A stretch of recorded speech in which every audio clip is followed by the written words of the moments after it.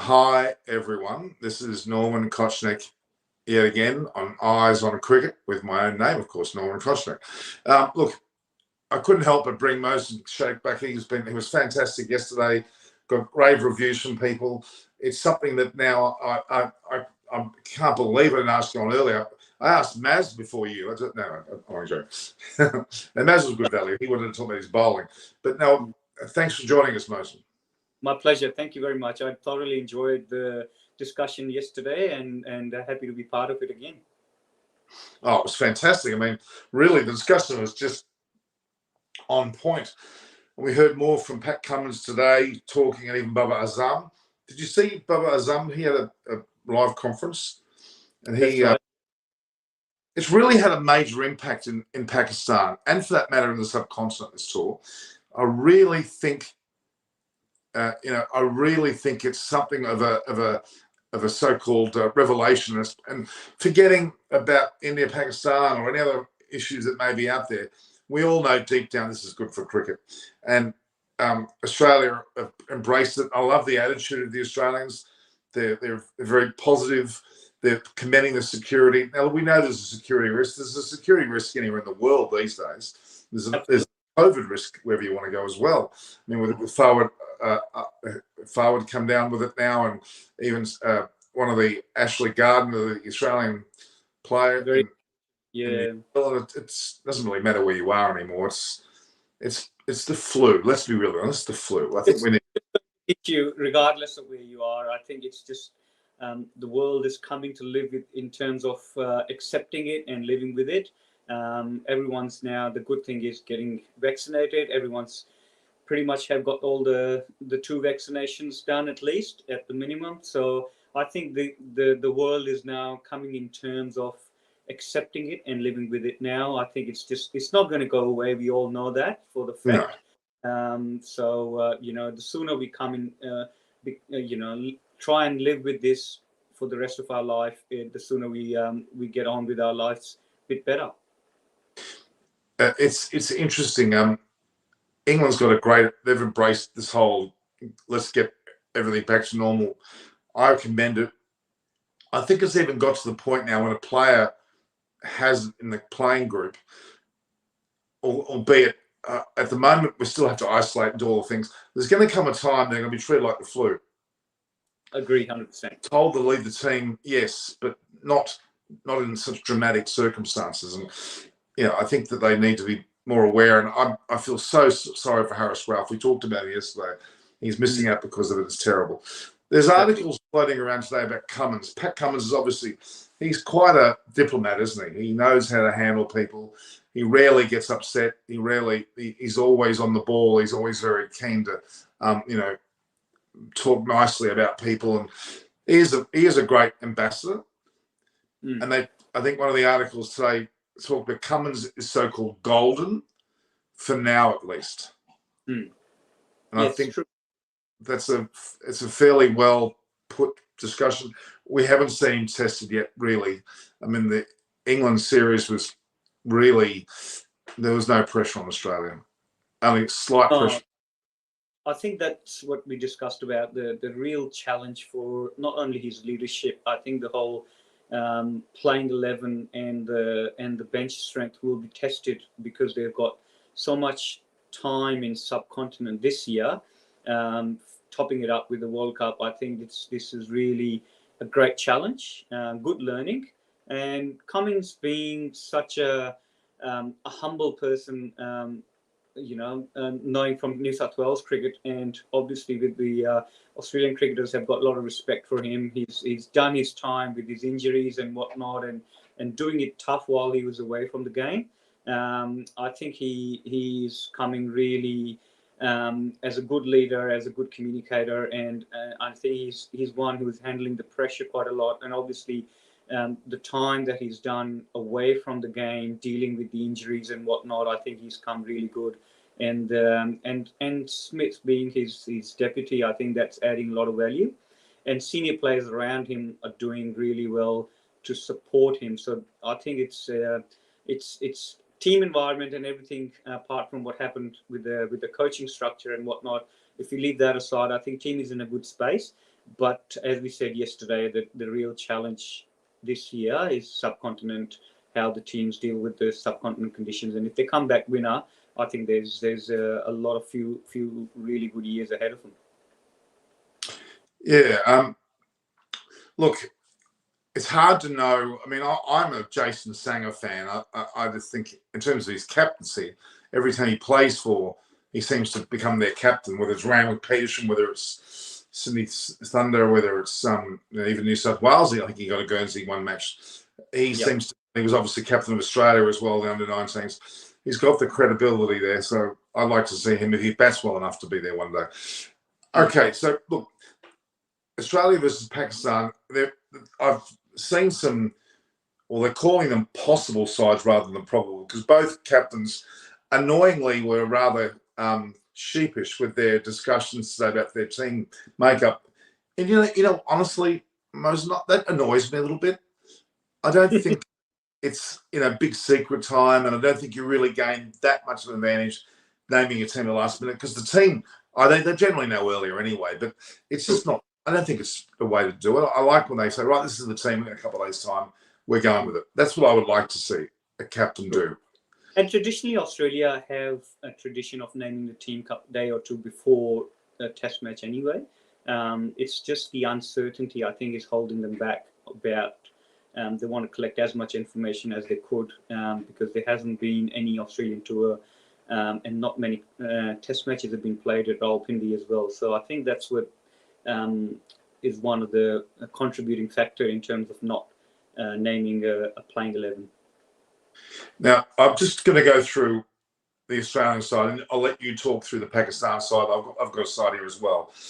I mean, obviously, Usman Khawaja from day one will probably be the openers. Not possibly, but probably. Labuschagne will stick to 3, although I think he needs to get his... Well, it'll be interesting to see how he goes.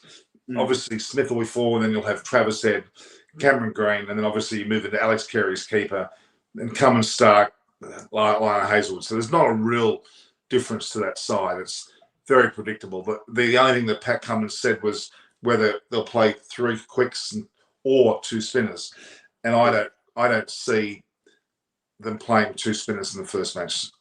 No, I think Marnus can do the job with some handy spin bowling overs if they need to. I think they'll stick to that fast bowling combination with Lyon as a sole spinner in the team, and then obviously Trevor Head can roll his arm with some off spins, and Marnus can bowl some handy leg spins, and if need be, Smith can bowl some overs as well. So I think they've got all the bases covered in terms of the balance.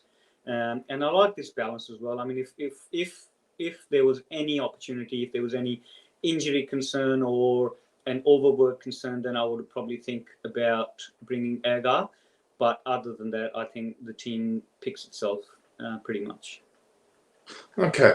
I was noticing some of the people online. We've got someone called Spider. I know Alan Mullally's called that. I wonder whether he's in disguise. Paul Newman's there. He's been there before.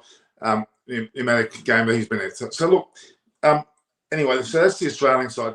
What's your Pakistan? Have you got a Pakistan line that you think is going to be likely?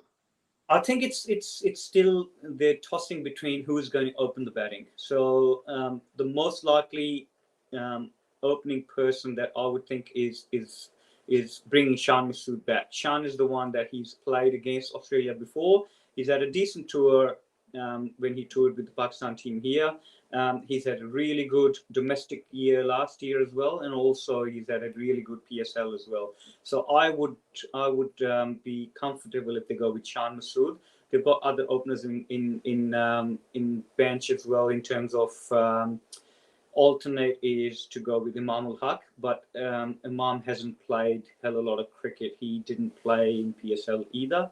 So Shan Masood for me is winning the votes from the selectors as well, since Abid Ali is unfit. So then obviously with 3 and 4 is pretty straightforward with Azhar Ali, and then you've got Babar Azam and Fawad Alam at 5. So that serves the purpose of the backbone of your middle order. Then you got Rizwan at 6, and then the likelihood of Wasim Jr. coming in as an all-rounder to fill in the spot that is emptied by Fahim Ashraf, who's been another backbone all-rounder spot. But he's injured as well. And to replace Hassan Ali, I think Naseem Shah would be my pick as well. And I think he's named as an alternate.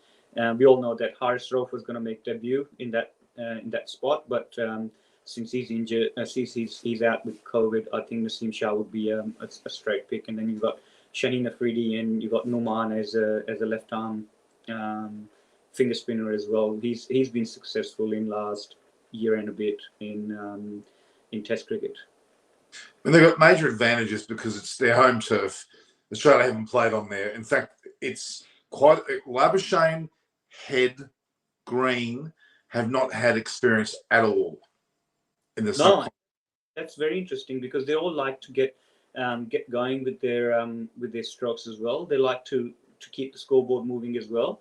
They're not something you're going to keep them close, shut close for a long time. They're going to come out. They're going to try and score runs. They're going to try and keep scoreboard moving as well.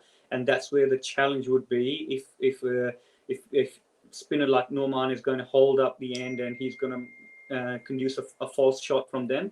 Because remember that this turf, this pitch that it looks like it's pretty brown, barren. It's got no grass on it.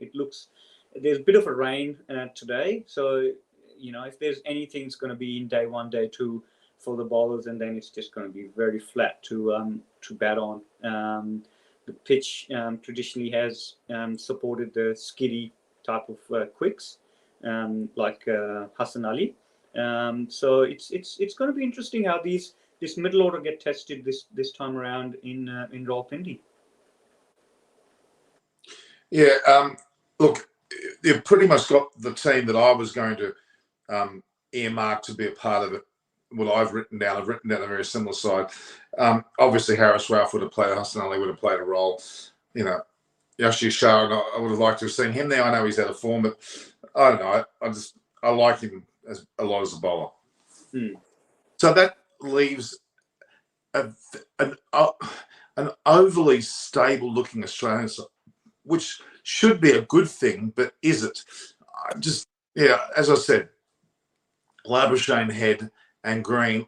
Although Green's so young, it doesn't matter. They're going to be tested. Certainly, I think it's incredibly. Cameron Green wasn't even born when Taylor hit the triple hundred. He wasn't even thought of. Exactly, and look, we can't forget that he has come good in patches in Australia, in Ashes as well. He's contributed enough with bat at times and with ball at times. So I think he's a long-term investment. That's how Cricket Australia sees it. They want to see him as we had Shane Watson as successful all-rounder spot at top of the order and plus contributing with the ball as well. Obviously they stayed with Marsh for a bit, but I think Green does give him a good alternate in that all-rounder spot, and it'd be a good challenge for him coming through Pakistan and then going to Sri Lanka and India. I think it'll do quite a lot for his development as a cricketer. So, I mean, to me, I'm still a whopping big fan of Moses Enriques, and he once in India did extremely well under any conditions. He came in and really handled his role brilliantly, and I think they would have needed something. He's not in the squad, is he, at all? So, unfortunately, look, a few things with Henriques. Obviously, he's been in and around the system for quite a bit, and I thought at one point that he's going to break it because he had 3 or 4 years ago he had a remarkable Shield season as well, and not only that with white ball and been captaining Sixers for a few years now, winning back to back with Sydney Sixers. So he has been tested in India. He did all right, but then long term, I think his body is probably not as strong as it was a few years ago. So I think they've gone with the younger option, which does make sense. But he's still talked about in scheme of things for the white ball cricket. He was in the squad for recently 2020 series against Sri Lanka. I would have liked to see him getting a couple of games, but I think his calf was still not 100% for Sri Lankan games to be tested. But I think I like to keep his name in the scheme of things for World Cup, because he will be a really handy all-rounder for that spot, which, it reminds me of Tom Moody, because they recalled him, if you remember, in '99, where he was he had a remarkable couple of years. They brought him back in for a '99 Cup, and then he did a tremendous job to help Australia win the World Cup. All right, so yeah, in terms of the Australian side, yeah, look, we're going to get a fairly routine-looking team going into it. I've got question marks, not because they necessarily deserve to be given question marks, but Labuschagne Head and Graham will have it tough, I'm pretty sure. We will not see, unless the openers get a whopping big start. I think we're going to have some tough times in this match, in particular the first match. Just the lack of knowledge of the ground, even something as simple as the way the wind direction goes and the playing conditions. And it's going to be, they're sold out as well, which I think is fantastic. And they're going to be pretty vocal. They're pretty appreciative this time. Absolutely. The PCB has allowed 100% attendance. It was initially going to be 50 to 75% attendance, but now they're gone 100% attendance. So I'm expecting a good crowd. Day one might be a little bit with the weather hanging around from today, and a little bit weather hanging around tomorrow. But then the rest of the days are quite clear, and I think it's going to be a really good start to the test match tomorrow if you get on time, and good crowd, good vocal crowd. But it's going to be I think it's going to be a cracker day one. Now, Abdul Hanan, we were just talking before. We were talking. You may have just missed that. We did talk about the sides, and I mean, I'll go over it again for some that may have joined late. I've seen a lot of people thanking us for coming on and being a part of the Pakistan series. Our pleasure. Paul Newman reminiscing, of course, on the Taylor innings, which was really a wonderful one of Mark Taylor's best innings. He really did nail it, and I guess the gesture that he didn't go past Bradman's score, although Warner did when he batted. True. Which I guess I understand it all, but look, I mean, someone greedy like Brian Lara didn't care about anything. He was dirty when Hayden got his 380 and beat his 375, and then went out as soon as he couldn't got 400. He didn't care about anyone. So it is a little bit selfish to bat that long. Let's be honest. I mean, it is honestly selfish, because even though it's a great performance, only a guy like Virender Sehwag or a Bradman, to me, are ones, and maybe Chris Gale, when they hit 300, they hit it quick. Relatively. True. All right, so I mean, Babar Azam versus Hazlewood. They said there's a bit of a duel going on there. Anything short to Smith's going to be interesting, and I think Pakistan should pepper him, including Labuschagne as well. And then you've got obviously Shaheen against everybody, because he's such a giant bowler. Yeah, I think it's going to be like Hazlewood have dismissed Babar for 6 times, and that's the most from any Aussie quick to dismiss Babar.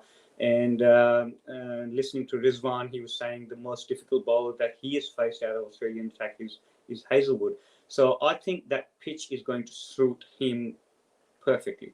He's that type of bowler who's going to just come in and hold that area, bowl that one channel, and then try and get the batsman out from making a mistake out of the batter, rather than him bowling a Jaffer of a delivery, which he still might bowl one, but I think Hazlewood versus Pakistan top order, and in reverse Shaheen versus Australian top order, I think it'd be I really want to see Azhar Ali do well. I like him as a batsman. He scored what 6,000 test runs. 1,000 test runs. And you and I had the pleasure of being in that restaurant that Kamal Khan had back in the day when we were sitting with him. And was Babar Azam there that day too? No, I think wasn't, was he? No, it was Shoaib Malik and. Yeah, that's right. Yeah, that was. And he seemed like a very intelligent man. I enjoyed his company greatly. It was a real thing for me. Back to the Australian bowls for a minute. Hazlewood is a bit of a key. Paul Newman's just made a comment there, I think, or at least Paul Newman made. He is a key. He's bowling exceptionally well. I fear that Stark will get tonked. I don't know. He won't get much luck out of Pakistani wickets.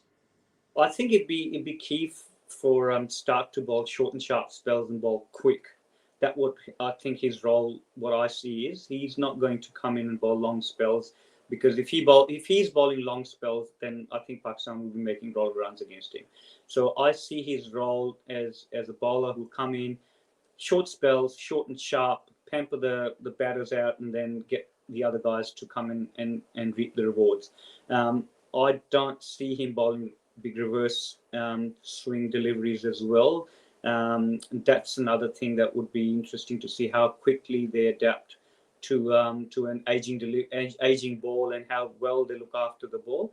Because I know Pakistani guys will start to get the ball going in. As soon as the ball's swing is gone, they'll start to get into the works of the ball and try and get the ball at reverse as soon as possible. And Rawalpindi is one of the grounds where it does reverse really early as well, because the abrasive outfield's very hard ground, and the square is very dry. So you'll watch boys will be throwing into the square hard and getting the ball. Getting a bit of a shape where they can start reversing really quickly. And that would be interesting. If the ball starts reversing, then Stark would be handful. Very true. Mohammed Fahad said there that should Scott bowl and be over Stark. Now, that would be a very responsible selection, to be honest. Scott Boland would probably be very valuable on these sort of pitches, because he would nag away there, wouldn't he? And his slight variations is not unlike some of the Pakistani bowlers, to be honest. I think he'd be suited. I think Scott Boland's going to put some pressure on these players for sure, especially whether they get injured or whatever the case may be. Line will have a... Boland is similar to Hassan Ali, where they hit the deck hard, back of the length, and they'll get the ball skid as well. So I think Scotty Boland, the pitch will suit Scotty Boland, but whether they'll put Stark behind him or not, I don't know. For first test, I think they'll go with Cummins, Stark, Hazelwood for my understanding. But Boland, be handy. Now, I'm liking some of these people's comment. Like Ibrahim Shafi's talked about, would Inglis be a good selection? I'm not sold on Alex Carey as the Australian keeper. I'm sorry. I'm not sold. I think he's admirable. His glove work's very good. His batting hasn't really set the world on fire. He reminds me of even Tim Payne for some reason. They both seem to be capable, but they just don't quite get there. But Inglis, to me, I would have taken the decision earlier and had him in the side, but that's just me. But they're not going to move him around for too much. Yeah. No, I think they've earmarked Carey for a long time as a replacement. The other keeper that I would like to look at in white ball cricket is Queensland captain. He has done remarkably well with not only with gloves but with the bat as well, and he's got a good brain and he's good cricketing leader as well. So that's another option. Inglis is good, but Inglis probably, again, really good with the white ball at the moment. His red ball game is still very, it's not very tight as what they're looking for the red ball, because they've got a lot of attacking options anyway. If Warner gets going, we all know he can get 100 in a session, and then even with your middle order, anyone can get going, and their scoring rate will be quite up. So I wouldn't be concerned about Carey being not attacking batter, but which he can attack. In 2020, we all know Big Bash, he's been opening the batting and he can hit big ball. But I think this subcontinent series will be challenge again for his keeping as well. As yesterday we were talking about punt against spin, and I think that's where on the low skiddy pitches, Carey's keeping skill will be tested as well. Azhar Ali is somebody who bats, I believe, better in Pakistan than he even did in the UAE. And he's such a Pakistani, it's tailor-made for those conditions in his batting style. So is Babar Azam, but Azhar Ali, he hasn't been in a great deal of form. He's obviously still a class player. I like to see him step up. I really want him to, having been captain of the side at one stage, I think I want to see him take a hold of this and really put a stamp on if they get the opportunity to bat first as well. Again, there's discussion of Pakistani absences due to the players we've mentioned, like Hassan Ali and Ralph and the like. But you know what?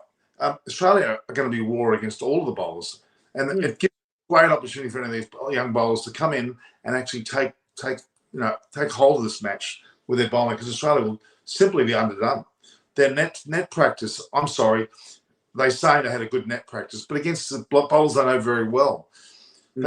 What surprises me, and I know that on a Sri Lankan tour a few years ago, they didn't use local spinners enough, and they were found wanting. Why didn't they get some of the young Pakistani bowlers to come in and bowl next to them?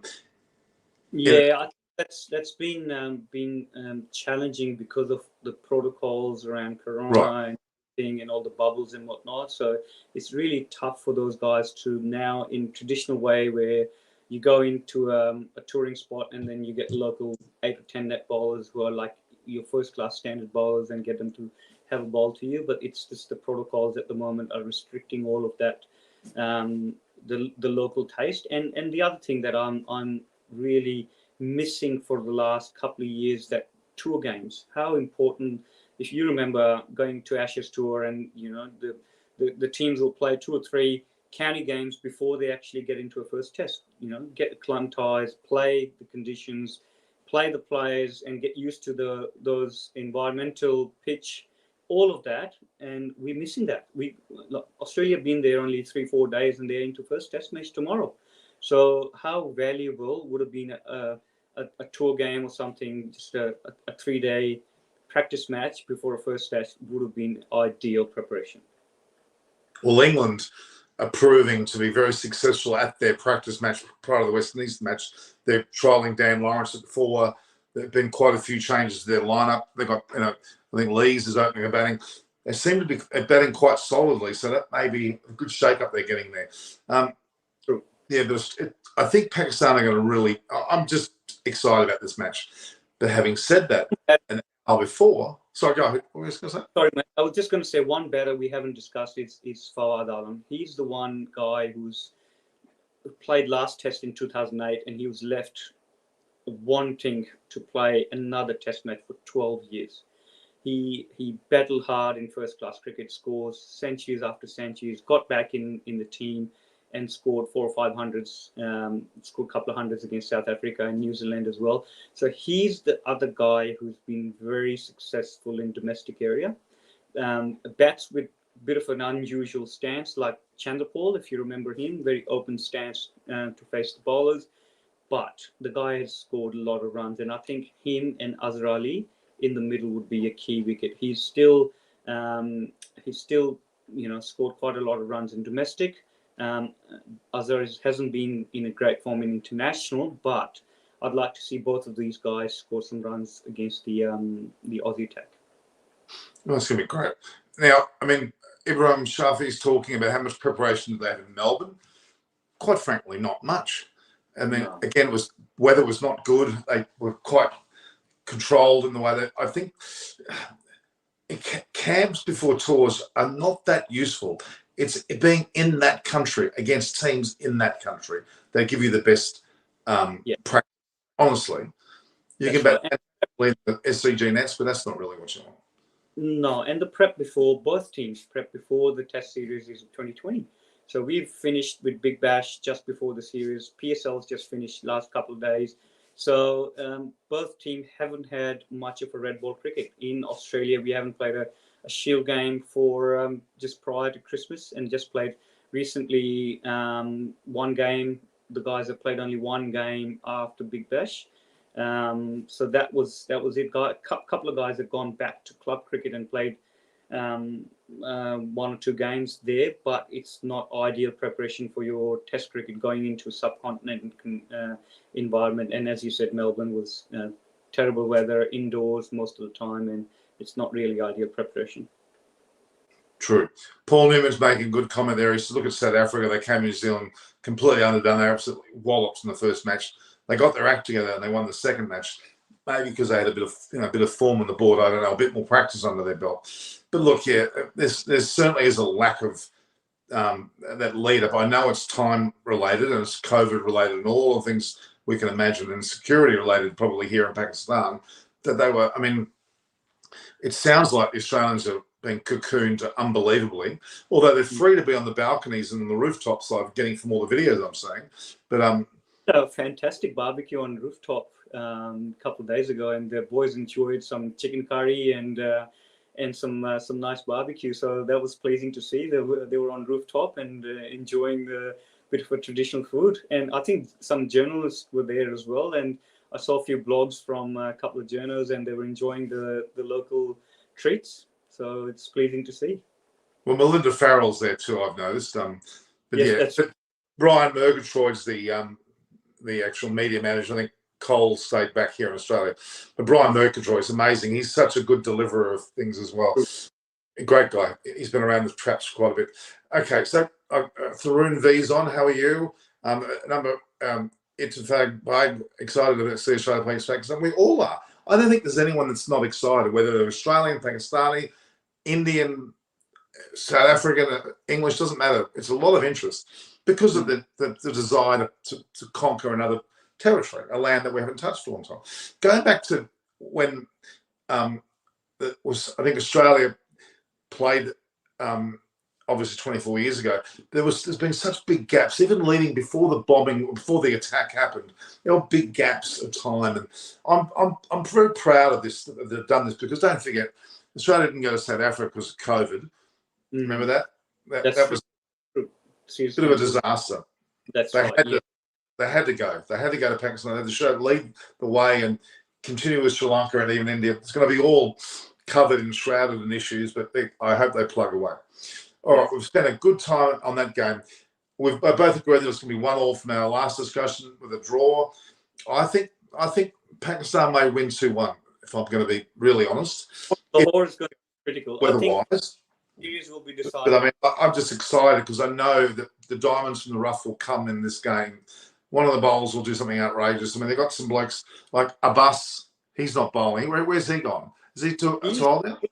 No, he's actually been playing quite a lot of cricket in England, actually. He's been playing county for the last couple of years, and he's doing his trade.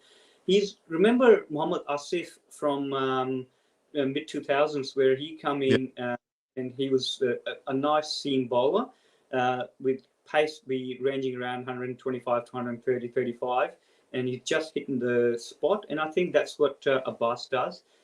So he's been drafted into the squad as well, and I think he's one of those guys who does the trade similar to Hazelwood, not as pacey as Hazelwood, but again, if you play Abbas, I think he'll be very, very handy, because he lands the ball on seam most of the time, and then with the reversing ball, he'll be really handy.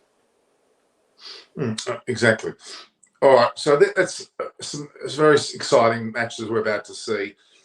Obviously, in Rawalpindi to start with, and on to Karachi, and on to Lahore. And my mother came back from hospital. She's back at home. Yeah, wish you all the best. Wish you all the best as well. Sorry? So I saw the picture you posted up, so wish you speedy recovery. Yeah, it's been a handful today. I'll tell you what. Anyway, we'll get through that. All right, so let's move on to the game that, quite frankly, even in the Indian press, has been rather quiet. I mean, obviously the big talks about Virat Kohli, about the so-called demotions of Saha and Bhuvi, and obviously who else was there? It was Rahane and Pujara, I think, in that mix. There's quite a few.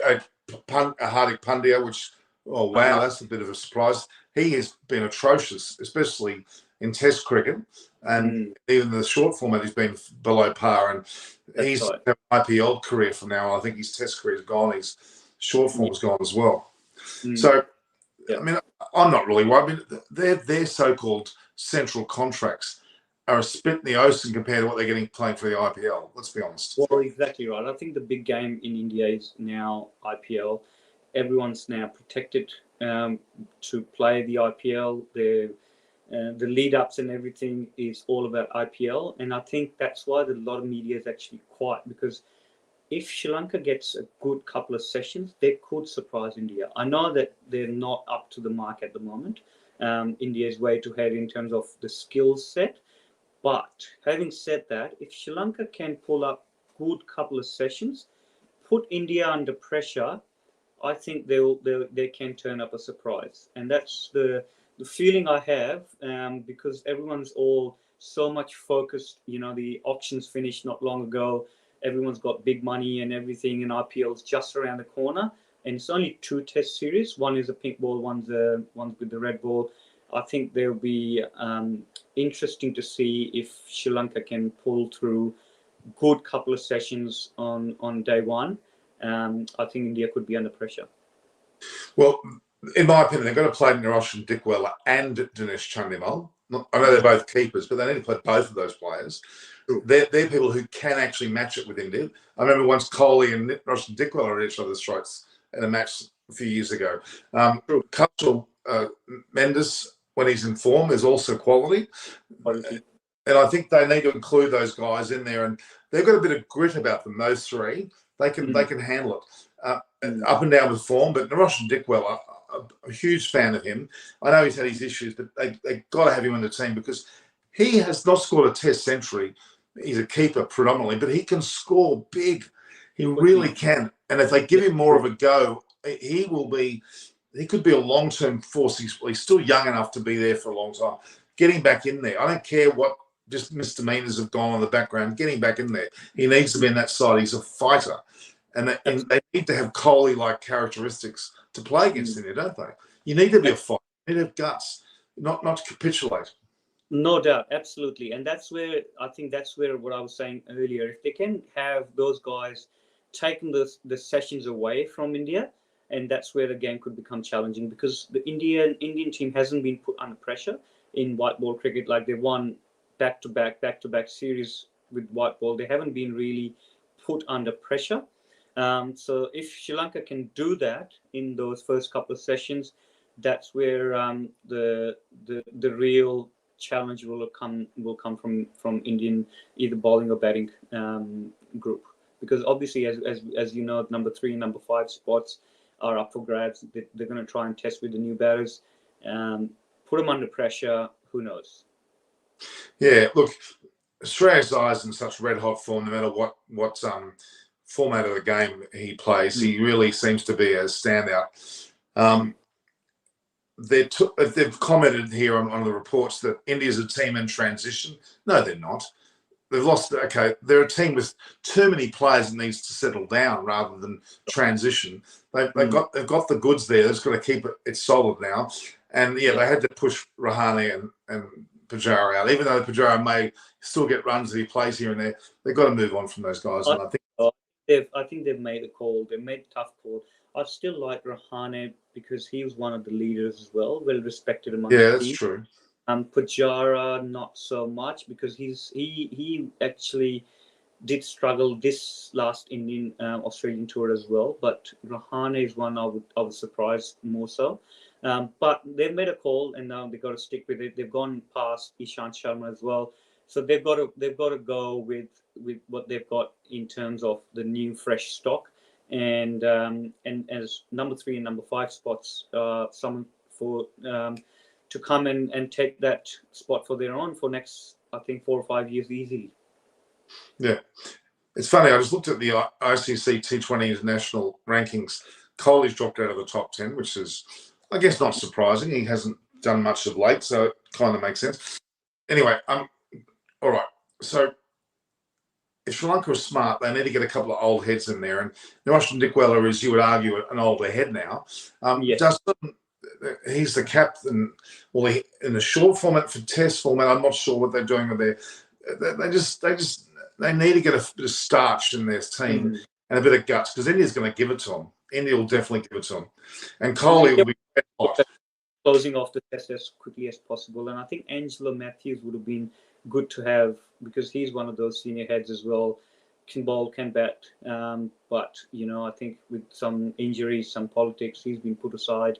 But for red ball cricket, series like this, where your Test ranking and obviously World Cup, the Test championships up on stake. So if Sri Lanka can pull up one win out of the 2, they're well and truly up and there because they've won the previous 2 Test matches they've played. And India have lost to South Africa, so that's put them behind. So there's a lot of stakes on these Test series actually. So Paul Newman, who's been giving us a lot of questions here. So when will Kohli score his next century? I think the Indian public have been saying it for yonks. But, oh, my God, if there's ever a moment when Virat Kohli needs to really shine, it's in his 100th Test match, it would be appropriate for him to do that. And you know what? I think if India get the opportunity, they'll bat until they get 900 if they have to get him to get his 100. They'll make sure of it. Exactly. It's a big contest. They need to reward Kohli for all the efforts he's put in. And let's hope he bats 4, I know. But I wish he would bat 3. I really do. I think that he needs to take that. I don't know. I think I like him to bat at 3, and I remember Ponting saying once that your best batsman to bat at 3. So, and Ponting batted at 3 for when he made number 3 spot for his own. He batted at 3 for the rest of his career. So, and his comments, who else can comment better than him, being a cricket smart, that number 3 is where your best batsman should bat. And I think Kohli is probably the best batsman in the Indian team. I mean, even though his last year and year and a half hasn't been great, but he still is best batsman that India have got currently, and he should bat at 3. I agree. This 4 business. I mean, it seems like Smith and Williams have moved to 4s. It seems to be the 3, but I don't agree. In some, it's actually when a wicket falls early and number 3 goes in, that's when they can really shine because the new ball is there. I was an opening batsman in my day, and I love the ball coming on the bat. I love the brand new red kookaburra in my case, and you knew the field was up. You could play an expansive cut, and you're going to get value for your shots. That's where you can make hay. I reckon even if a wicket falls early, you still can make hay because that's where you need to come in. Batting at 4, you could be waiting around quite a while, and it can disturb your if you're a top batter, it can disturb you. I reckon, and that's my thoughts. I always believe you get in as early as you can if you're the best batter. The other thing, I agree. The other thing with Kohli is I don't know what kind of headspace he is in, especially being all that.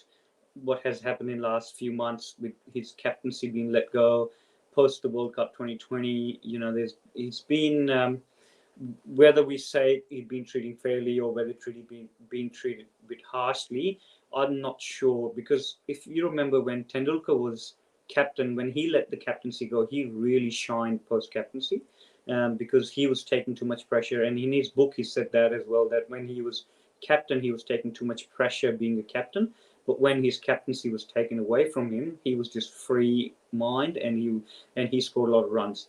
Whereas in reverse, I see Kohli still being preoccupied.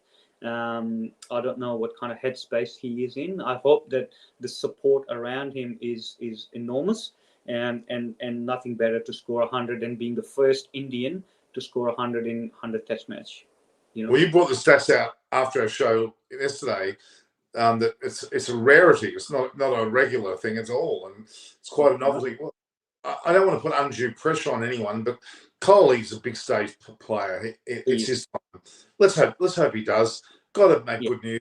It'll just be what the world needs, I reckon. I really wish we could see that, and not just for India, for any country. I mean, Pakistani supporters do like Kohli too. They'll watch him. And you saw the in PSL. Qualify one of the qualify games or the finals, the crowd was actually holding placards to get Kohli in Pakistan. So he's very well respected and regarded in Pakistan as well. Oh, and it'd be great to see India tour in Pakistan as well. And Kohli versus Babar and Kohli versus Shaheen in Lahore. Imagine that. Oh, look, there's so many positives out of this, to be honest. Yeah, I don't want India to smash Sri Lanka, but I do want India to play to their best ability and dominate. Yes, I think they deserve to do that. I'm still a bit gobsmacked what happened in South Africa. They were all over South Africa like a rash, and they walked away with not very much from that tour. It was a bit of a shock to me. I think that India's this will be the first test that Kohli's not captain, correct? For as far as we can even remember. And it's what would happen if Rohit Sharma was, who's the vice captain, by the way? Oh, Bumrah, isn't it? Bumrah. Yeah. Right. So they've gone with Quick as a vice captain, whereas I would have probably gone with Punt being vice captain behind the stumps, and Dhoni was so successful behind the stumps being captain as well, because he said that you have really good feel of the field and the game read behind the stumps. So I think I like keepers being captain. Oh, brilliant captain. Dhoni was one. He and I thought a lot of Ganguly as well. They're a great presence on the field. All right, so with this ongoing broadcast, I'll be on every day now for the tests, for both tests, because they seem to be concurrent in their timing, don't they? Well, it was two with the India, Sri Lanka, Australia one is going to be there for two of them. Yeah, I'm definitely going to be on. Whether I go before, I will go have a little preview prior to the show tomorrow before the game, but very quick. But it's more the post-day sessions I'll take on strong. Yep. I really like to talk about the toss and the selections, but that's about it on the first day. Let the game play out, then we start to talk about the game as it progresses on. So that'll be the plan. So yeah, that's one of the things I wanted to do during the next few days. So someone's just asked that. Like, is that Siddharth? Is that Siddharth who should be on the Vishwanathans? If that's the Siddharth that I think should be there. I'm not sure. He's normally a regular on my program. Gurkrak Gill, who you all know will be on hopefully soon. He has to get home from his other work commitments. I was just interested to see Bangladesh. Oh my God, they smashed Afghanistan. In the T20, Bangladesh were 8 for 155 and Afghanistan 8 for 94, which is slaughter. And England 6 for 466 in their tour match at Coolidge, the Coolidge grounds there in Antigua. Have you been to Antigua? I've been to West Indies. I've been to Antigua, and they're fantastic. The environment. My favourite place to play cricket. That is just unbelievable. What an incredible island. I mean, to me, it's my favourite West Indian island. But Barbados is up there too. But Antigua had that. Just Jolly Beach, one of my favourite beaches there, and having Viv Richards around and Richie Richardson and Curtly Ambrose and oh my God, a guy called Shipwreck who's a good mate of mine. That was a crazy place, absolutely crazy place. Love it to death. What England have done well in this tour is they're going to try and with both Broad and Anderson being dropped, I think they're going to try new combinations, and it is best place to do it. While West Indies is not really a crash hot in Test cricket, I think they've got the right idea. That's why they're trying a couple of batters in the middle order as well. Plus, they've gone with new, fresh thinking with the bowling attack, and I think that's going to do a hell of a lot of well to their cricket as well. Whether they bring Anderson Broad back for India one-off Test match for their summer or not, yet to be seen. But if the guys do well in West Indies, I think they got to go move fast. Both Anderson and Broad, I think. I mean, I know that both Broad and Anderson are inwardly fuming at what's happened to them.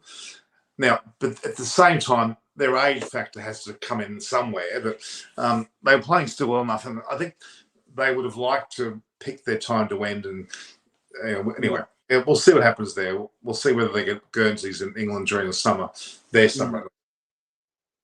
But Paul Newman's saying they need to move on from Broad and Anderson, yes.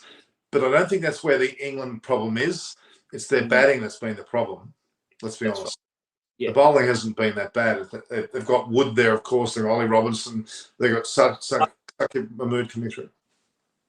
So Archer's come back. They've got good pace battery to come into play. But I would still think like Anderson hasn't made a public statement as much as Stuart Broad, where he was very angry, and he's made quite a public statement about how he was disappointed being dropped while he was bowling well.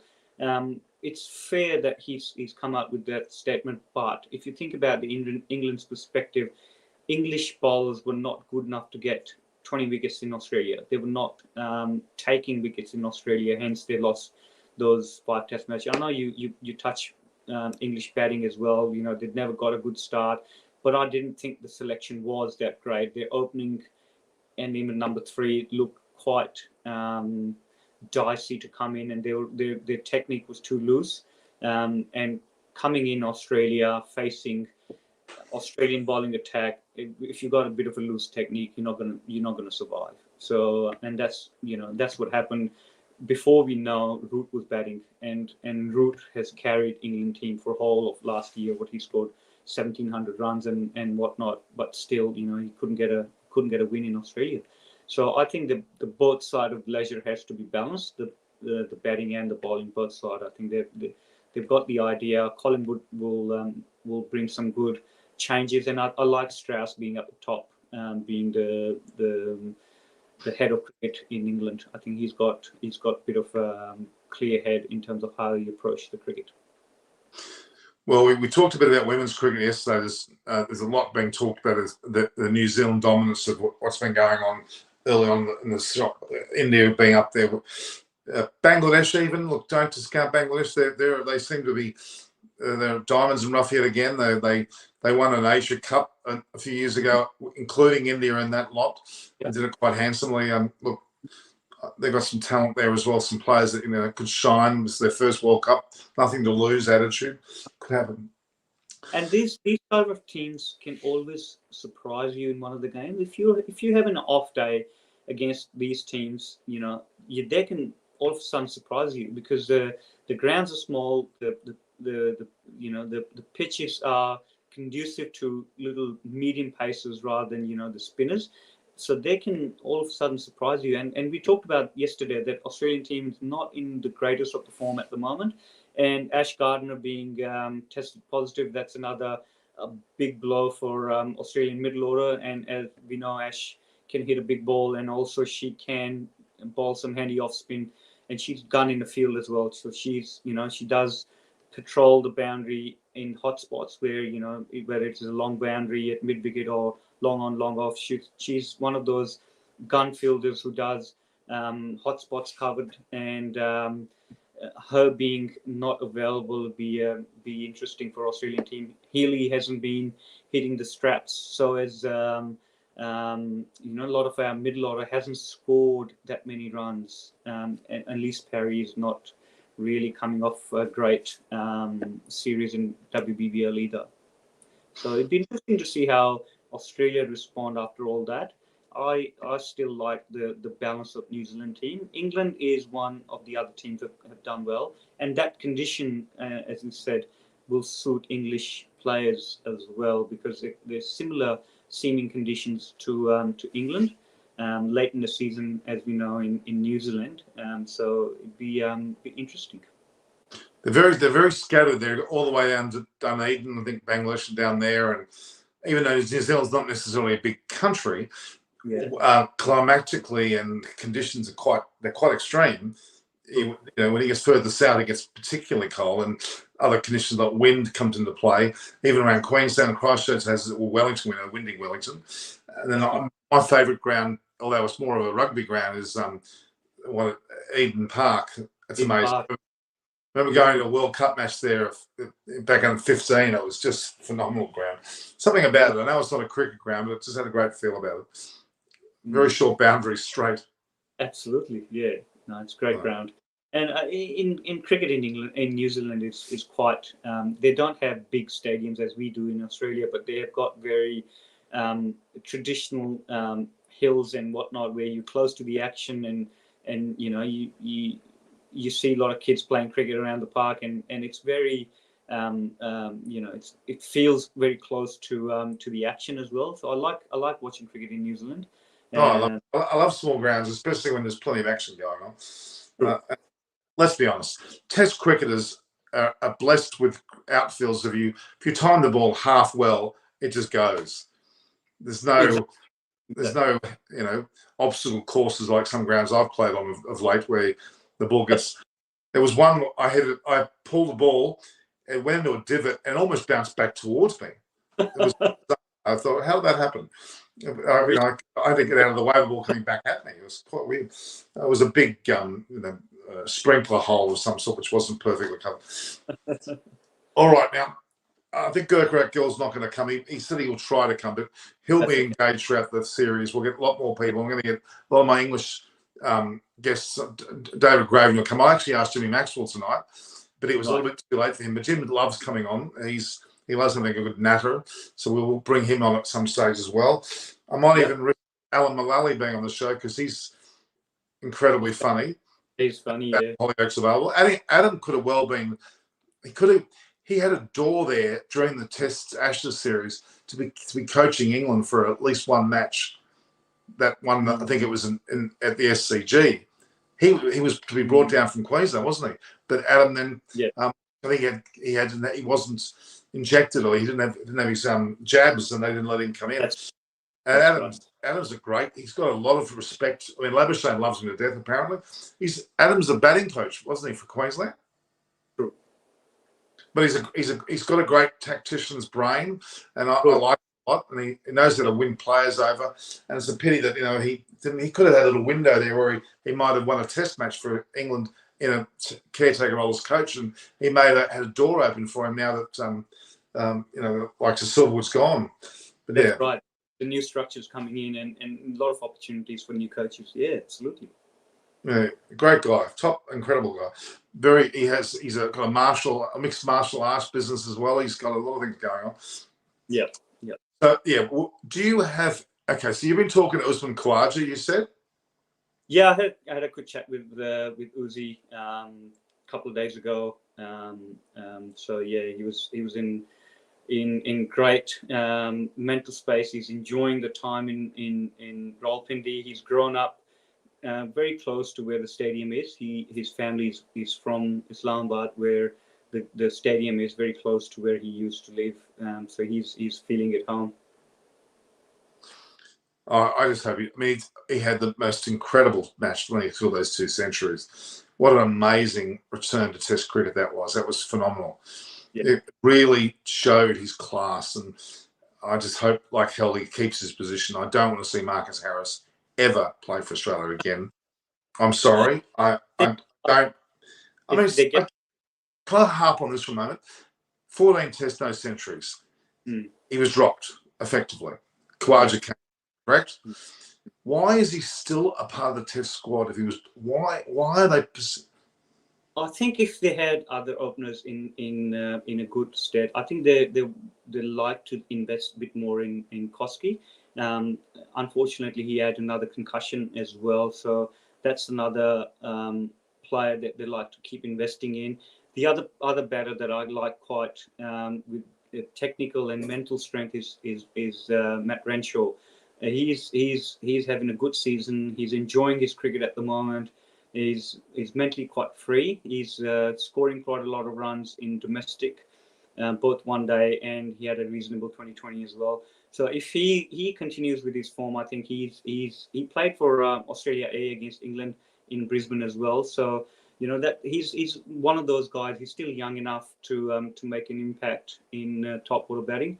But then if you look around the state circuit, you don't see many openers knocking the door down with a lot of runs. So that's where the problem is. And they even last summer they had to go back to Joe Burns, where Burnsy didn't even have a great season, but they still persisted with him because they had no one else knocking the door down at top order spot. So that's why they persisted with Harris as a backup opener on this tour. So it'd be interesting to see how Will Pekoski come through with this off season and leading into next season, because that's another very talented kid who can make a opening spot on his own. So let's see. So with the Pakistan, it just come to my mind as you were talking then, the Pakistan coaching makeup. Go through that for me, the current Pakistan coaching makeup. Current structure with Saklan being head coach. Then you got Muhammad Yusuf as a batting coach and Sean Tate being the fast bowling coach. Sean Tate, that's a bit of a worry. They'll be pretty nasty stuff, won't they? If Sean Tate's you wouldn't go against what he says. He's such a big brute of a guy. But he's apparently quite mellowed over the years. He had a year stint with Afghanistan, and he was the bowling coach for Afghanistan during the T20 Cup as well. So it was between him and Flinda. I think they offered him the role first, but he needed a bit more clarity, as he's come out in his article on Cricinfo. If you've seen that, where he's gone, the role was offered to him, but there was no clarity in the role, and he asked for a lot of clarities, but because it was such a short turnaround time, they're gone with Sean Tate, I think, for a 1-year contract. And I saw Matthew Hayden here in Brisbane not last weekend before. So I actually asked him, I said, well, Haydos, would you go back? And he said, yeah, he would love to go back to Pakistan in some capacity or whatnot, not so much in a full-time capacity, because he mentioned that he's got a growing family where his kids are growing up and whatnot, so he can't spare full-time away from home at the moment, but he would definitely go back in some sort of capacity in consultancies. And I know that boys loved him. He made such a big impact in Pakistan with the younger lot, and he's got such a presence when he talks. People listen. So he got good relationship building there. I think he'd be good value again in the support staff when the World Cup comes around. And you've hit on something very interesting. I'm talking generally here, but a Pakistani young player reveres these famous players. Not just famous, but the character, the nature of them. They revere them. They look up to them. They listen to every single word. Whereas Australian younger blokes who are in that age now, they tend not to be that keen. They're more. I know what I'm doing. I'm the big star here. I don't think they get that. Whereas Pakistani players generally look up to people. And I love that, because that's why you improve and get better. If you begin to block your thoughts from someone, and there were stages where Warner didn't listen to people, I'm pretty sure, and even Steve Smith didn't listen to people as well. At stages of their career. I mean, they're very good players. I'm not knocking them, but you have to always be. And I'll give you an example of Neil Harvey, who I know very well, who's obviously in his 90s now. He used to tell me that at certain stages of his selection period, his coaching period, post-playing, people used to look up to him and used to come to him and ask questions. But then it died off. I know he's getting older, but you talk to him for 5 minutes, you learn everything about cricket and captaincy of a country. And I think there's a bit of a entitlement issue going on with some players, and Pakistani young blokes don't have that. Harris Ralph's the best example. Exactly right. Exactly. I think it's got to do with how the structure and setup in two different countries, two different way of approaching. Here in Australia, since I've been involved with cricket, it's a lot of self-discovery, self-independence, and a lot of empowerment given to a player in terms of decision making. So that's where players grow quite mentally strong, and in their decision making, they're making their own decisions and hence get accountability for their decisions as well. Whereas if you look in terms of Pakistan, where there's accountability, a lot of accountability lies in support staff, because they're behind scene making a lot of decisions for the players, and it's still treated, players not really making their own decisions. They're not making cricketing decisions on field as well. They're always looking up to the balcony to get some help, like in the under 15, under 17s. I think that way of thinking is totally two different sides of the spectrum.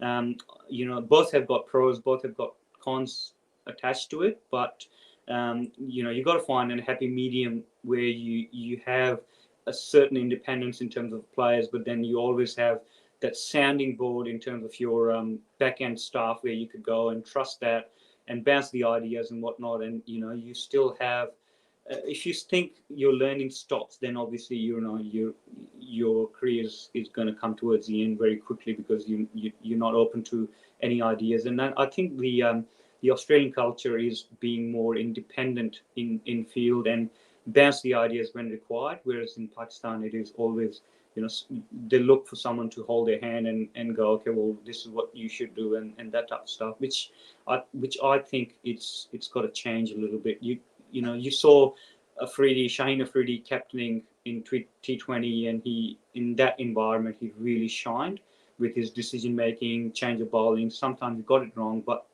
that's learning for those guys. And same with Rizwan, he's done really well with his franchise as well. where they are independently making decisions and whatnot. But then when they come into the national circuit, then I think it gets a little bit clouded, and that's where they don't really grow as much as Australia in comparison. Well said. Well said. It's. I'm rather excited. I think this year is turning out to be a very good year for cricket. We're getting rid of the COVID shackles. We're getting some. This is going to be a blockbuster month leading into the IPL, and then obviously World Cup to finish. It's going to be a good year, and I'm hoping to see some real standout performances. And look, I've got a very soft spot for Virat Kohli. I think a lot of him. Whenever I see him, there's some great examples, even in Australia, where he got off a team bus. All the Indian players wouldn't say boo to any of the young kids, but Virat Kohli would stop and do what he wants to do and help kids out genuinely, not to show off. I remember seeing him late at night on a bus at the Intercontinental, taking off his shirt, giving it to a random kid. No one was around. There was no fanfare. There was nobody seeing what he was doing. He did it with great, genuine way, and it was just. I've got a lot of time for him. People often say he's arrogant. That's completely not true. No. He is really down to earth. I remember doing a test match in Sydney when, not last tour before, and one of the days was washed out, and it was like crowd. It was raining, and the crowd was on the other side of ladies' stand, and they were just chanting Kohli, Kohli, and it was raining. So he made an effort, came out of the change rooms, went down to really sign some autographs while it was raining and whatnot. He really made effort to it's remarkable. It's really nice gesture for him to go down and spend that 15-20 minutes, half an hour, whatever it was, to actually acknowledge the crowd and acknowledge the fans. So which is great. Oh, no doubt. I mean, I've got a lot of time from him. He's had so much expectation upon his shoulders, which he's delivered for most of his career.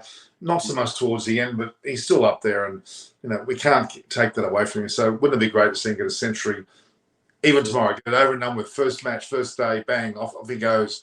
Get the monkey off his back, and then be able to continue from there. It could, you know what? I reckon if he gets a century, he's going to get a multitude of centuries. Floodgates. I agree. Floodgates. Yeah. All right, Mohsin, I'll let you go. You've been a fantastic guest yet again. We'll get you involved regularly throughout the series. Whenever you've got time, you're on. Okay? I'd love to. Yeah, let's see what day one brings tomorrow for both test matches, and we'll catch up. So if you win the toss, you're going to either side should do what? Bat first. Yeah, that should be the way, especially on these grounds in Pakistan. Both Rawalpindi and Mohali win the toss, and I'll be batting first. Well, let's see what happens.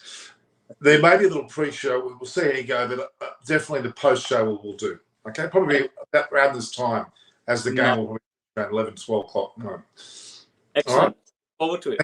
Thank you, Mohsin. Please, all you guests, thank Mohsin Sheikh. He's been fantastic today, as he was yesterday. Incredibly knowledgeable, extremely, he knows, good friends with Usman Khawaja and the likes of Harris Ralph. And how many others do you know well? Probably the whole Labor Shane. It's just I've been fortunate enough to work in different roles, and it's been really, I've been really honoured to work with all those guys, and I cherish my time. Well, they obviously cherish you too. They all talk highly of you, and they're always, I think, first picked ahead of the players even. Although quickly, what happened to the physio, the Australian physio? What happened there? What went on there? Yeah, look, there's been some stories out recently. He's been let go recently. Whether it is his personal life commitment and whatnot as well, but there's been a bit of a media around Beaks being let go recently as well. So we'll probably have a bit of yarn about it in coming days. So it's a good outcome. Is it going to be a good outcome? I respect Beaks quite a lot. He's a very knowledgeable person. He's really mastered in his field of physiotherapy. Boys, especially the fast bowling, they respect him quite a lot, and they've in times they've come out and spoken quite highly about him. So he's a thorough professional. Okay. All right, thanks for your time, Ozan. I'll let you know about tomorrow. The pre-show will be just to announce the teams in the toss. Not much more, but the post-show as well will dig deep and hopefully have a lot to talk about. Absolutely. Look forward to it. All right, thanks, Mason. Thanks for your time. Thanks for your fan as well. Cheers, mate. Bye. No worries. Great. What an insightful man he is. He's had so much experience, very close to us when Kawaja has a lot to do with the Queensland makeup, the whole Australian makeup, all the Sydney franchises in the BBL, and again to the Pakistan background and the teams that he was the actual coach under 19. Incredible. A man to have around your team. So, Sham Mercer, what do you want? You're from Canada. Well, you certainly are. What time is it there in Canada? It's actually, Sham, what time is it in Canada now? Tell me. Be interesting to find out.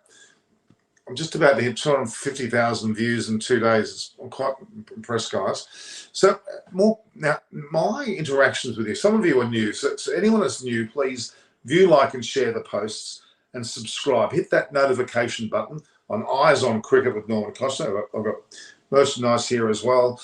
At Norman Koch is my Instagram and Twitter, and Norman Costner, of course, on my Facebook, which is not one I use that much, and my LinkedIn. So, but more importantly, I want your questions. You need to tell me a question. I love to bring people on. I've had quite a few people that have been fans of the actual YouTube channel that have come on then and basically been a part of the show, such as Biram Irani, who's been fantastic. So, which team will win the toss tomorrow? Well, that's a pretty big prediction. If I looked at my crystal ball, I have a crystal ball, guys. I have a crystal ball. If you haven't seen my crystal ball, it is actually a shake machine, but I often see things in here, and I think that Australia's going to win the toss and bat well.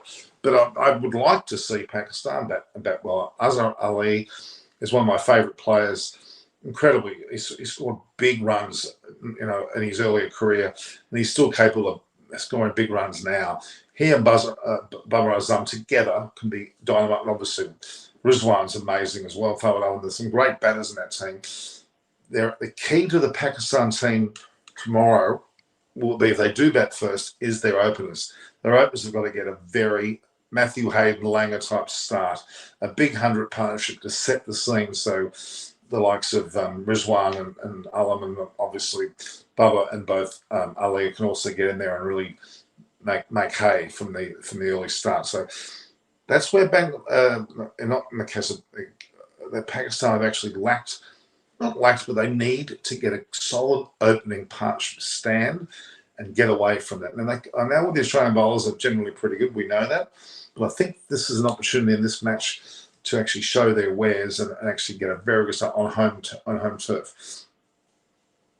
My prediction on India versus Aussie series later in the year. Well, India is still ranking supreme. If it's on home turf, I think India will do well there. I think India, once they settle their batting lineup, once they get an understanding of where Shreyas Iyer and the likes of Vihari or Gill Agarwal and with Rahul and Robert actually end up batting, you've got to say, I still think they should put Kohli at 3.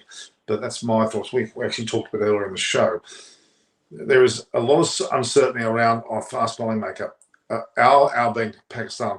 Well, I think you'd be surprised, and you know better than I do, the Pakistan bowling attack's full of diamonds in the rough. You have players that come out of nowhere that bowl exceptionally well. Harrisgrave is the classic. And I'm so disappointed that this damn COVID-19 stopped Harrisgrave playing this test match. It would have been exactly what he needs to do. He'll get to play in Lahore, hopefully, which is where he first came to prominence. But Hassan Ali is certainly there too. He's not playing. But Shaheen Afridi, it's got a bit of pressure on him this time around. But they've got some young guns around him that can let loose. So I think Pakistan are never disappointed with their pace bowling attack. It's got to bowl good line length and be knowledgeable of their own pitches and be able to outthink Australia in that regard is the key. Absolutely, that's where the key lies. So, Kuban Ali, hello, how are you? Welcome to Pakistan. Pakistan is by far is the epicenter of cricket at the moment. We've got the PSL that's just taken place. You've got Test cricket alive and well with Australia coming there, and albeit with lots of security. And I don't want to talk about security. For me, security can be bad in any country. There's no such thing as being safe, truly safe. You can have problems in the streets of Sydney here when you least expect it. It's not like that. I think it's a matter of carelessness on occasions where players get themselves in trouble. And look, it can't help rogue people that are existing in any country. It's not specific to a country either. Any country can have people who do the unwanted thing. So I'm excited as hell. This test series is going to be ginormous with people like, Khawaja getting opportunity at home. And then in the Pakistan makeup, Haris Ralph potentially getting a go. My mother, Preston Moon, my mother's back home. She's actually home now.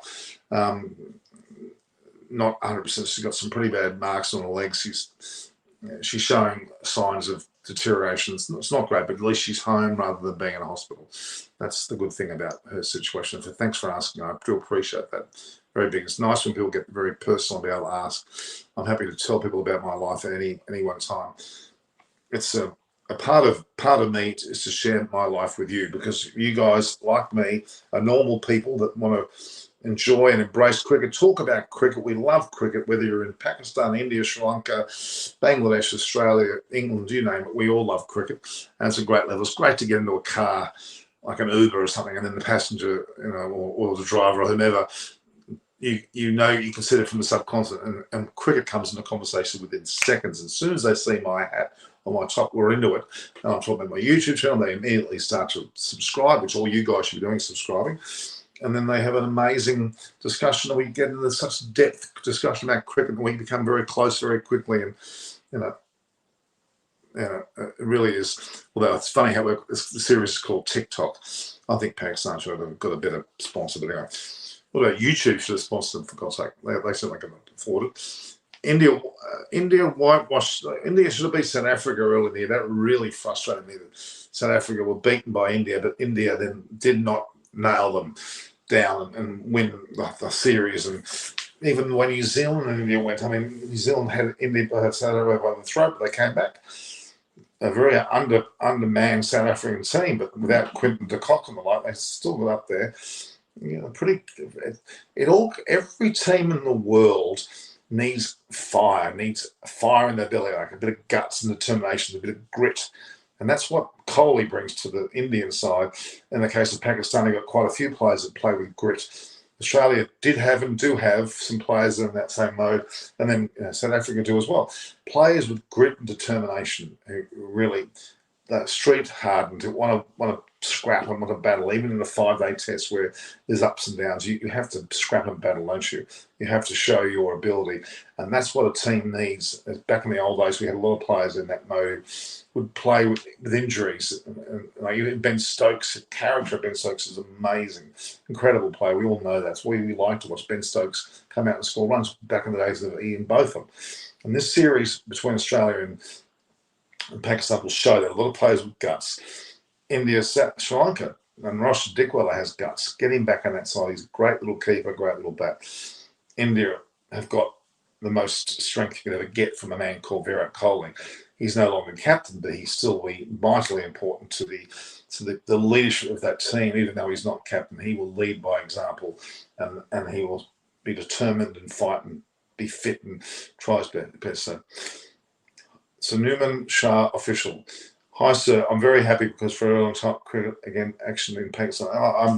I'm equally as surprised. It must be no wonder you got sold out crowds. You deserve it. You really, really deserve it. You deserve to have a full crowd of that stadium, because it's going to be a blockbuster. And Australia will not be exactly favourites. They're going to have their work cut out. I'll tell you now. It's not going to be easy against a very spirited Pakistan side, especially at home. Let's hope the weather doesn't deter the match. We had rain today and a bit of yesterday in Pakistan, which stopped training. Well, the Australians didn't mind that. I think they would have preferred to be out there training. Yeah. My favourite IPL, Sam Moon wants to know my favourite IPL team. Like in the PSL, the Lahore Qalandars was my favourite by a country mile. The Lahore Qalandars have a very good relationship with Akib Javed, very good friend of mine, and obviously Harris Ralph and Usman Khadir, who I know both very well. I would say in the IPL, well, the Hawk Islanders is definitely my PSL side, and the IPL, I've always had a soft spot for Kolkata Knight Riders.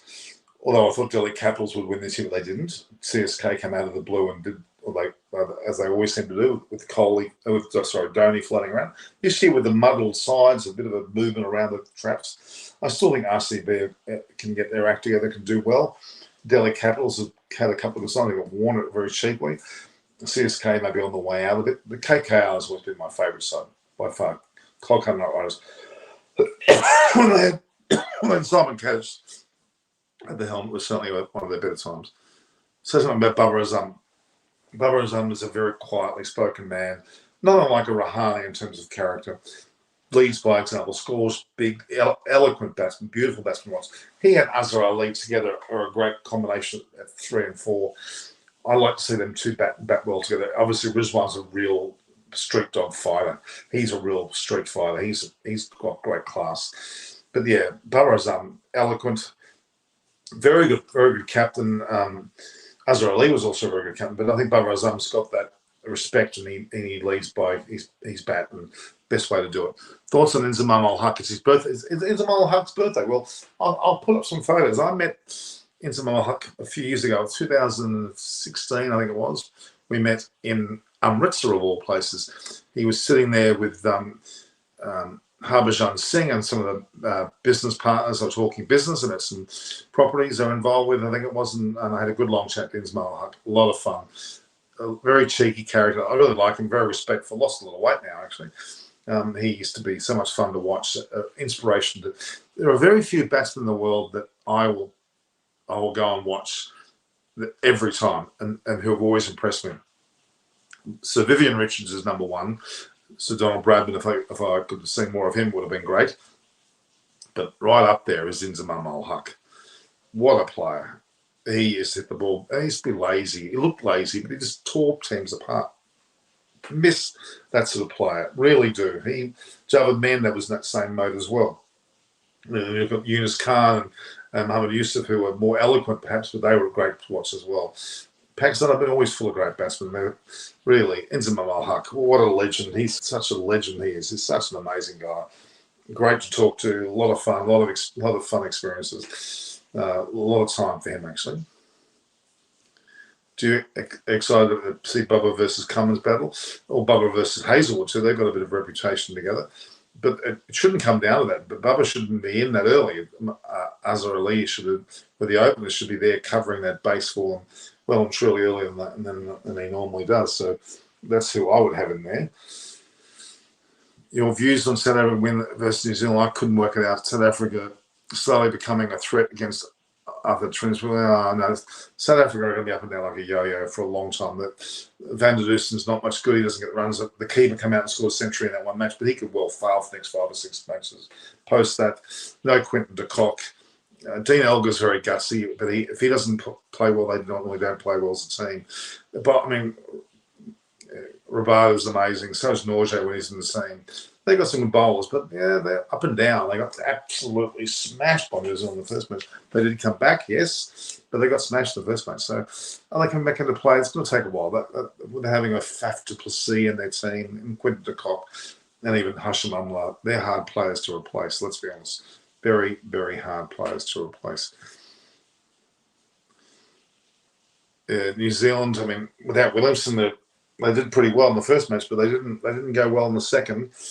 They're missing Ross Taylor and Williamson a little bit, although they've got some very good players in their place and some great bowlers. The bowling, New Zealand's bowling. Taj Singh, how are you? Junaid Bullock. India are so jealous. Jailhouse Australia Tour of Pakistan series. Jealous, you mean? A little bit, but in a good way. In a good way. Of course, England would love to be a part of it. Good that Australia and Pakistan are playing. It's something that we need to see. Pakistan have been deprived of playing on the home ground for years. It's just not fair. Now we'll have it revel. When will Virat Kohli score his 71st century? Oh, I think it's going to have to be. Well, it doesn't have to be, but let's hope it is. It's his 100th test. He deserves it. Who is your favourite Australian player against Pakistan in this test? Usman Khawaja. I want to say Khawaja did really well. Usman Khawaja, love him. I think he's done 2 centuries in the SCG Test were magnificent. Let's see him do that in this tour. Both teams are very strong. Aussie, well, they are, and hopefully Pakistan don't lose any more players, but they're right up there. They're sensational. We know that. We all know that. It's a magnificent team. Both.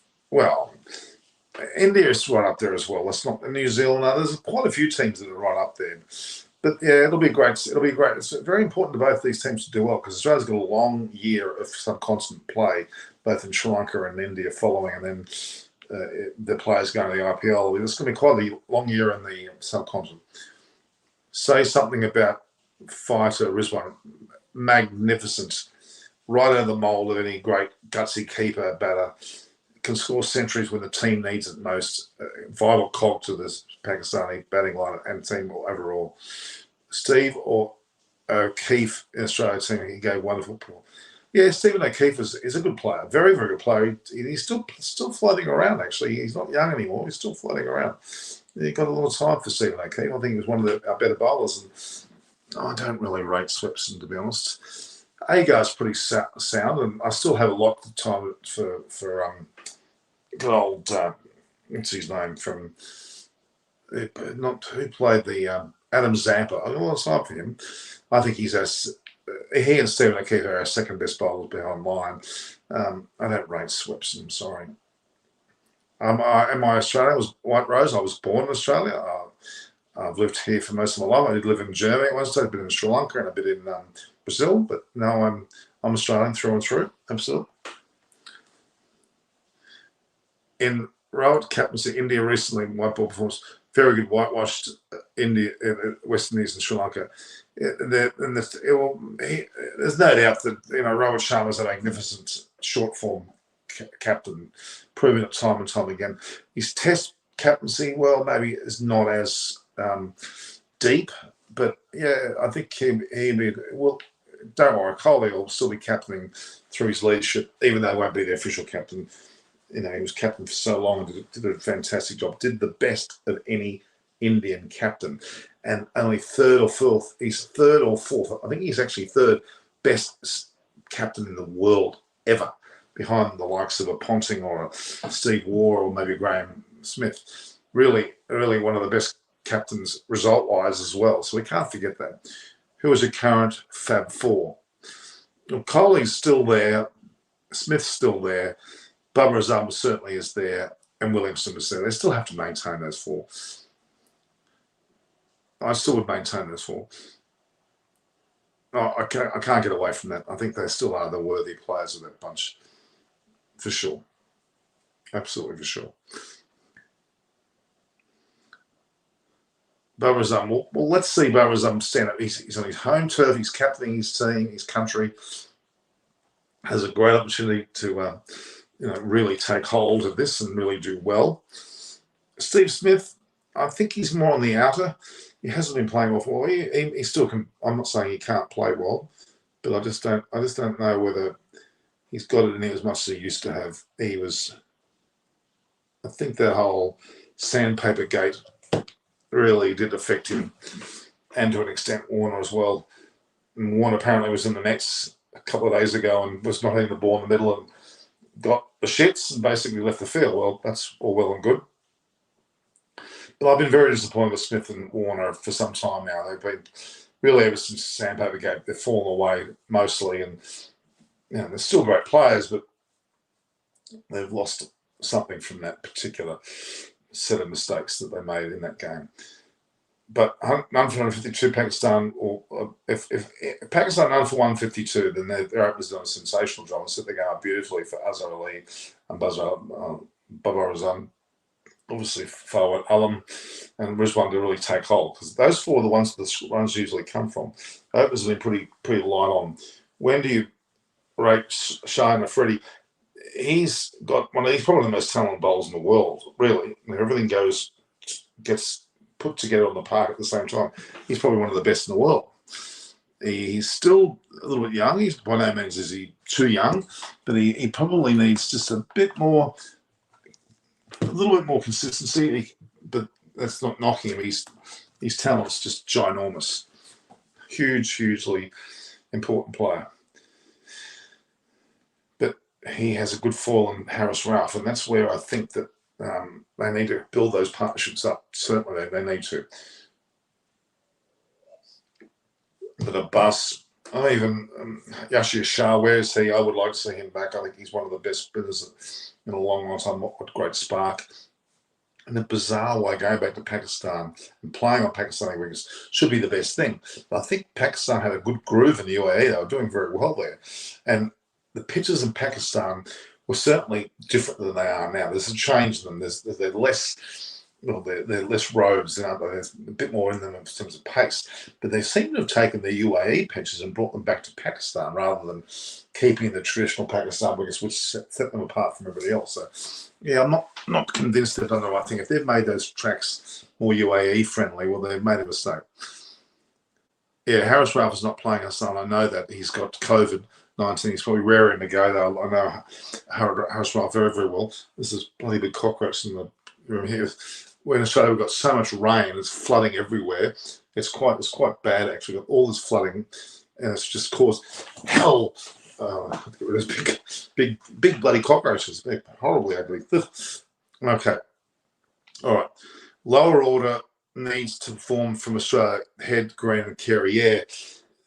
You might want to throw Labuschagne in there too. He's not quite low order, but yeah, they're a bit. They're still, I mean, Head's done very well recently. Green's very solid, and Carey has not quite got there yet. Yeah, I agree. Especially in the subcontinent, they're going to be found out, those three. I think we could lose those middle order wickets quite heavily, and it's going to be a lot more pressure on Warner, Smith, and Khawaja. But Khawaja certainly is ready for it. How much Sky impressed you? Sky, as in Sky Kumar, yes, he's been very impressive, but Shreyas Iyer has been more impressive. I think he's really the one that I would look up to most. There are so much slow pitches in Pakistan like before. Well, yeah, let's see how good or bad they are. We've got. We'll see how good or bad they are. There should be a lot of runs scored. Let's hope they're not just boring draws, but let's just see how they go. I mean, let's see. We've got all these things on. Checking the plugs. What's going on here? Well, that's because the button's out. There we go. Let's see that work now. Yeah, it's working good. All right. There are so okay. Will Australia go with 2 or 3 paces? They're probably going to go with the Australian. Let's just quickly finish with. We've got an hour and a half now, guys. Let's finish with the Australian side, shall we? I went through it earlier. Definitely Khawaja and Warner opening with Labuschagne at 3. 4 will be Smith. 5 will be Head. 6 will be Green. 7 will be Carey. And then the bowlers, and it'll be the same standard stock bowling lineup of Stark, Hazelwood, Cummins, and Lyon. That's the 11. Boland is the only one that maybe a bolter there, or maybe Agar if they're looking at putting 2 spinners in. But I think they're going to stick to 3 paces, a spinner and an all-rounder. And that would mean that Green stays in with Lyon, and then you'll have Stark, Hazelwood, and Cummins in there to bowl. So it's a pretty standard stock Australian side, to be honest with you. And in the Pakistan lineup, which I wanted to talk a bit about, still a lot of people online. I'm pretty impressed with a lot of people wanting to watch the show, which is good. Let's have a little look here. It's getting close to midnight. Don't you think leg spin will be better than the 3rd pace? No. I don't think that'll necessarily be anything to get too excited about.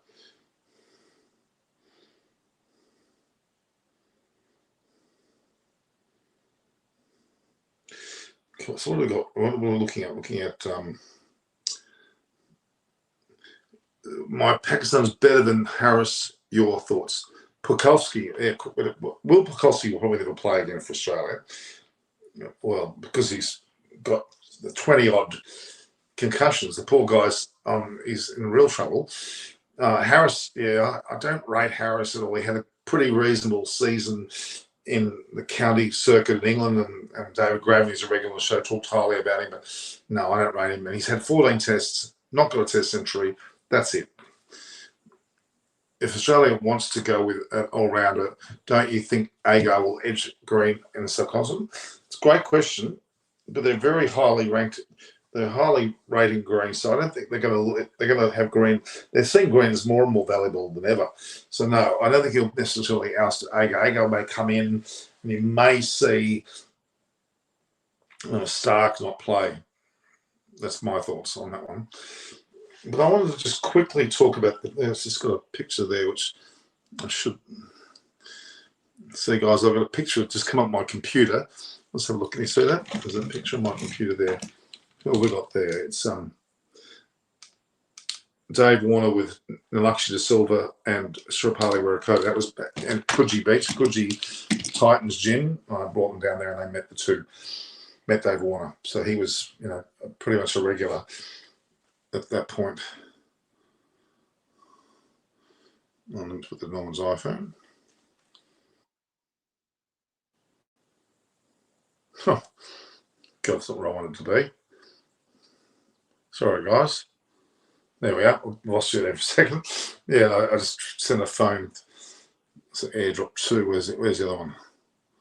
Okay. All right. Yeah. So look, there's a lot to be said about the Pakistan side. Let's just have a look at the Pakistan side, shall we? Well, I actually put that on my YouTube channel. I think you may have seen that. Why are Pakistani players banned from the IPL? You asked the IPL that. I don't know. Father and grandfather. Who are we talking about there? Yeah, it's amazing. Usman Qadir could well play in this series, and his father, Abdul Qadir, was. That's quite an amazing story. I think it's a great thing, and it's wonderful to have that occur. Usman Qadir is a lovely kid.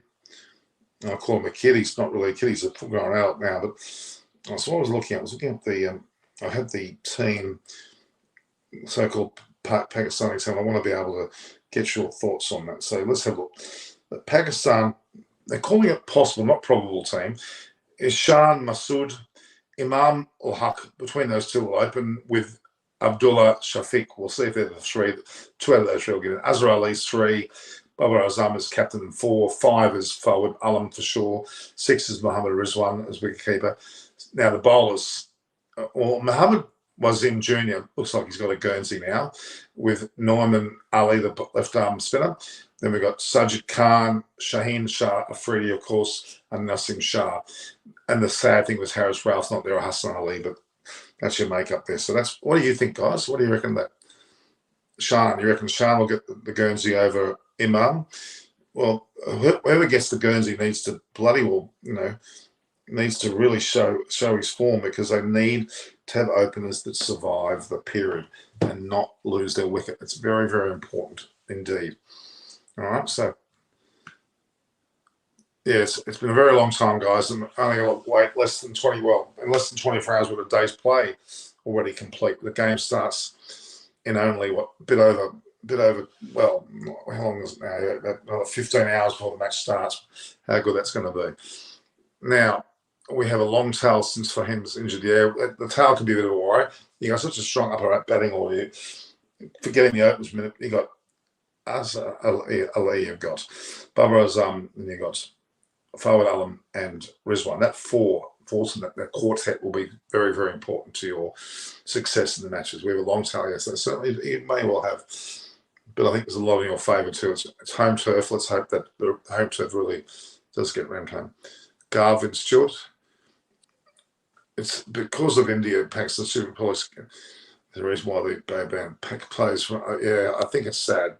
But that's why the PSL's, having said that, the PSL's gone well, so it works out. So Sonu, Norman, after a very long time, yeah, you've told me about this, wonderful, isn't it? Khalistan, Zindabad, yes, I know Zindabad very well. Australian bowling is far more experienced than Pakistani. It may well be, but it's Pakistani conditions. That goes out the window. So Paul Newman saying good night. So I think I'm going to say good night too, guys. Although the numbers have gone through the roof. 64 online at the moment. Don't you think Australian batters look much better than Pakistan, even though they're subconscious? Well, yeah, in absolute form maybe, but they're not in absolute form. They're not in absolute form at all. So no, you can't really say that. All right, guys, I think it's time we need to end the show now. Anyone that's online now that has not subscribed, go to my page and Eyes on Cricket with Norman Kosnick and subscribe, please. Very, very important to me that you do that. It helps the program grow, and we need another 7 for 22,300. We're almost there. So if you haven't subscribed, hit the subscribe button now, please. While there's people on there now, go there and subscribe. Your prediction of Pakistan in the series. We were talking earlier about this. We said 1-1 with a draw in the third match. I think it'll be 2-1 Pakistan. That's my thoughts. Yeah, so that would be my prediction. That's what I'm going to suggest to you as the result that I would imagine would be possible. Put a video out there with Pat Cummins there with a cup of coffee. It's got 60,000 viewers. It's amazing. Okay, India are now very good pace bowlers. India certainly have improved their pace bowling stocks fantastically. I mean, they've got some of the best bowlers in the world there too, let's be honest, and Pakistan do too. So there's a great rivalry between those two teams for sure.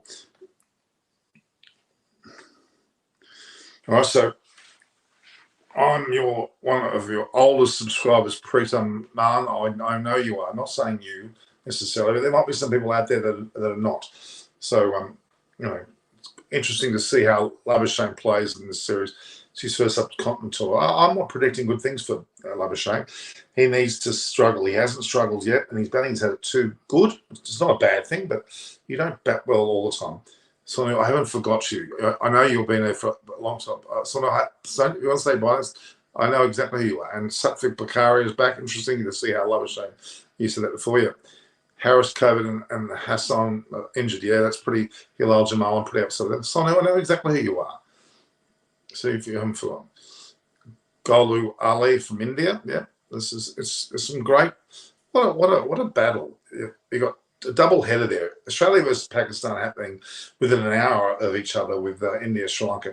You would think the Australian-Pakistan series may be more of a contest. You should hope wallops Sri Lanka. I said that when they played South Africa, and they looked like they were all over South Africa. They didn't hit the nail on the head in the end. They did. It was so bloody frustrating. It wasn't funny. I was very, very sad with that. But we're going to have a great Test series starting tomorrow, aren't we? Great Test series. Rawalpindi, Pindi Cricket Stadium there. One wonderful thing in Islamabad. Then you've got Karachi, well known for its play, and then Lahore. Probably the old Gaddafi Stadium there is amazingly famous. What do you think about Khawaja versus Sajid battle? Khawaja's it's his time to shine. He did a great job in Australia recently with 2 centuries at SCG. He wants to make hay now, and I think we're going to see that happen. So watch out for him. Watch out for Khawaja. Yeah, it's a good thing. Don't you think? It's a good thing. I mean, let's hope Warner's more of the concern to me. Warner at his best will be great for the Pakistani audiences to see, but are you in Pakistan? I'm no, not at the moment, but my plan is to be there when it comes to the Lahore test. If I can get my flights down, I'm going to be going on to India after that and other parts of the world. So let's hope all the COVID stuff. So the way I was supposed to travel in January to Sri Lanka, I got COVID in early January and I couldn't travel. And that annoyed me because I was watching the opening of Shripali Wirukoti, who I manage. I was looking at the opening of her fitness centre in Colombo 7. She was opening a fitness centre, which I helped get her the qualifications and fund. And I was very happy about that. But unfortunately, I couldn't go because of COVID. I had COVID. So Shane Afridi's going to be wonderful to watch. Really, really, really, really looking forward to. Hanan Haider, how are you? Australia didn't send their main team to Pakistan. Their main players were in IPL, so quite. No, that's not true. They're all there for Test cricket. Absolutely, some of the short form cricket. They're sending there are some of the players that are going across. Yes, but as far as Test cricket is concerned, they got their best team. Well, they're supposedly their best team. So no, that's not totally true. All right, guys. Any further comments? Because I'm going to finish up now. Only those players are in squad owned on the. Okay, so Deepak Pavani, Indian flag.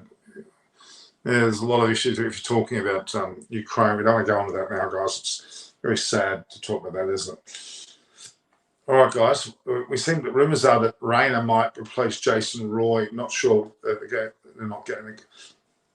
Suresh Rayner. I thought he was retiring. He's not. My view on Colley's 100 test, wonderful. Absolutely wonderful. Great performance, great achievement. Let's hope he gets a century and really does well.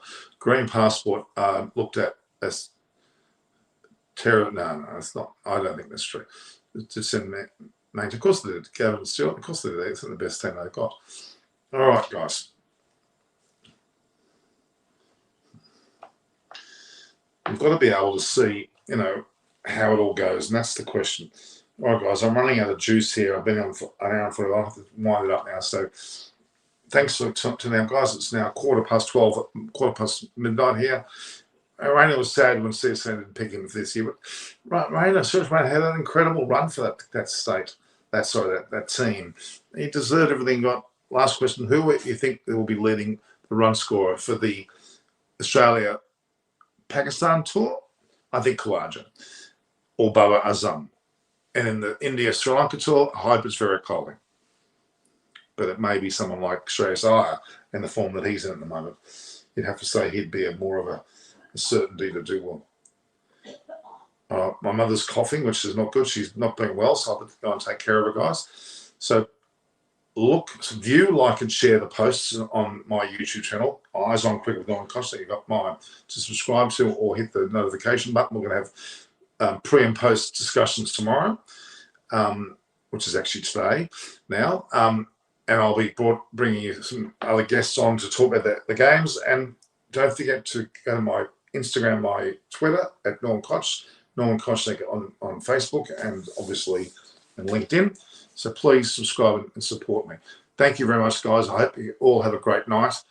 Enjoy this. We were on for an hour and 46 minutes. The weather is not clear in Pindi. It isn't true, faithful, but it'll be good on the day.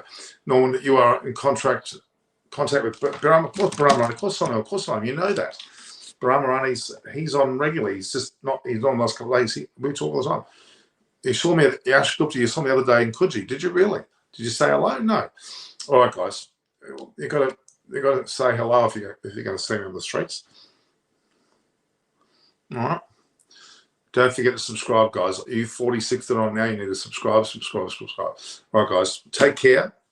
We'll talk to each other again tomorrow. All the best.